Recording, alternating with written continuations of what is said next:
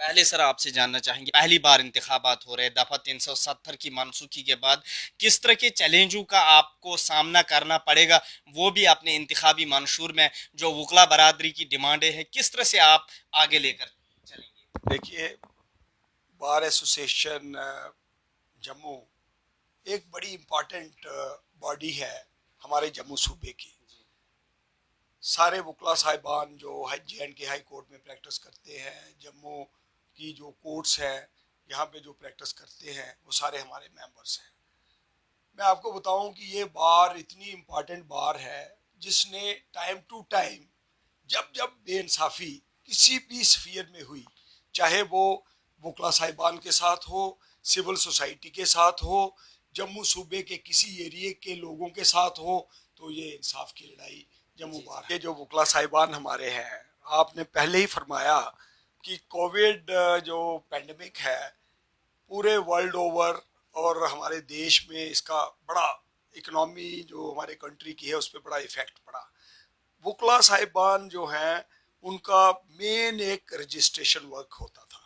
आपको इल्म है कि सब रजिस्ट्रार हमारे ये जो मुनसिफ लेवल के ऑफिसर्स या सब जज लेवल के ऑफिसर्स हैं वो सब रजिस्ट्रार्स होते थे। डिस्ट्रिक्ट जज साहब वो रजिस्ट्रार थे। चीफ जस्टिस हमारी हाई कोर्ट के जो थे वो रजिस्ट्रार जनरल थे। लेकिन जब यूटी बनने के बाद यह रजिस्ट्रेशन वर्क तो रेवेन्यू के लोगों के पास चला गया। मेरे से आप बेहतर जानते हो कि रेवेन्यू के लोग एक तो इतने कानून को जानने वाले नहीं होते हैं, नंबर एक। नंबर दो, जो इनके ऑफिसेज हैं वो ऐसे ऐसी डिस्टेंट प्लेसेस पे सिचुएटेड है। एक आदमी प्रैक्टिस करता है जानीपुर डिस्ट्रिक्ट कोर्ट में, पहले तो ये काम वही उसी कॉम्प्लेक्स में हो जाता था। आज वो वाला काम आपको करवाने के लिए, देखिए, कोई मुझे कह रहा था गोल गुजराल जाना पड़ता है, कोई मुझे कह रहा था कोई ये तहसील जहाँ हमारी ये डिस्ट्रिक्ट डिप्टी कमिश्नर का ऑफिस है, कोई सब रजिस्ट्रार साहब यहाँ बैठते हैं। तो ये चीज़ों से वकला साहिबान को भाग दौड़ जो है वही करनी पड़ती है, जिससे हमारा सिविल काम, दीवानी काम, हाई कोर्ट की रेट्स, हाई कोर्ट की अपील्स, ये वकला साहिबान की अफेक्ट करती है। मैं उसी पे आपकी बात पे आ रहा हूँ, जिससे ये लोग इकोनॉमिकली बड़े सीवियरली अफेक्टेड हैं। आज की आप डेट देखें तो 70-80% वकला साहिबान जो हैं वो इकोनॉमिकली शटर हो चुके हैं। आपको पता है ये लीडरशिप जो है ये लोगों की एक्सपेक्टेशंस पे पूरी नहीं उतरी, जिसका नुकसान ये हुआ आज हमारे हाथ से जो सेंट्रल एडमिनिस्ट्रेटिव ट्रिब्यूनल है ये आपके यहाँ पड़ोस यहाँ आकर के यहाँ सिचुएटेड है। अब आप ट्रिब्यूनल में आना चाहोगे, जब आप उस कॉम्प्लेक्स से बाहर निकलोगे, हम कहते हैं कि फिलहाल जो भी सिस्टम चल रहा है ये सिस्टम जो है ये अप्रोचेबल हो और वकला साहिबान को ज़्यादा तशद्दुद ना करनी पड़े, ज़्यादा भाग दौड़ ना करनी पड़े।